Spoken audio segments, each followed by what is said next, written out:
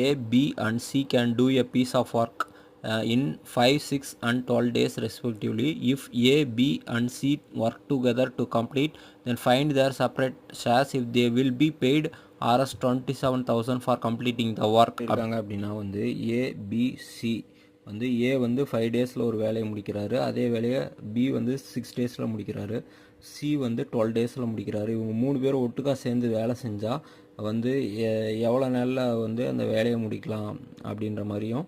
So இப்போ 27,000 ரூபாய் வந்து அந்த வேலையை முடிக்கிறதுக்காக வந்து பணம் தராங்க அப்படின்னா அதை வந்து எப்படி வந்து அவங்க 3 பேரும் பிரிச்சுக்குவாங்க அப்படிங்கிறது தான் வந்து கேள்வி.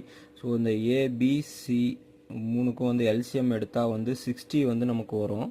ஸோ உங்களுக்கு பார்த்தீங்கன்னா இங்கே தெரியுதுங்களா, இதை வச்சு நம்ம வந்து எத்தனை, அதாவது 5 டேஸ் வேலை செஞ்சால் வந்து 12 மடங்கு வந்து வேலையை வந்து முடிச்சிருப்பார் ஏ, அதாவது 3 பேர் ஒட்டுக்கா செய்கிறப்ப.